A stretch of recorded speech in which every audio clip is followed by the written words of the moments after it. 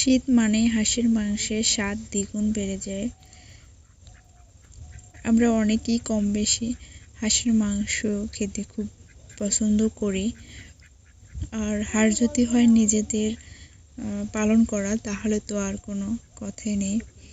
So সকাল সকাল আমি 3টা হাঁস ধরে নিলাম জবাই করার জন্য। আমরা খাবো না, বাসায় মেহমানও আসবে। এরপরে হাঁসগুলোকে জবাই করে নিলাম।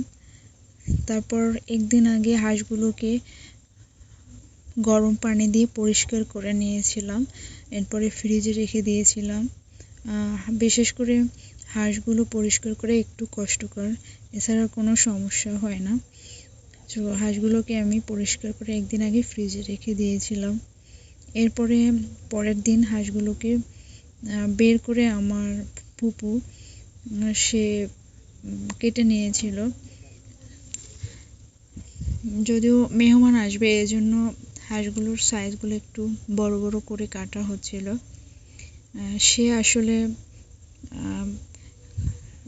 পারফেক্টভাবে রান্না করতে পারে, সো সেই রান্না করবে, এজন্য সেই হাঁসগুলোকে পিস পিস করে কেটে নিচ্ছে। বিশেষ করে তার হাতের হাঁসের মাংসের স্বাদ একটু অন্যরকমেরই হয়।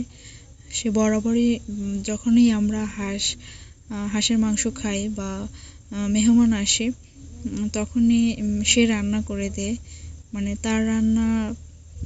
তার রান্নার স্বাদই আলাদা হয়। সো সে এবার হাঁসগুলোকে সবগুলো কেটে নিচ্ছিল। এরপর ফাইনালি কেটে নেওয়ার পরে মাংসগুলো পরিষ্কার করে নিয়েছিলাম। এরপরে রান্নায় বসিয়ে দিল।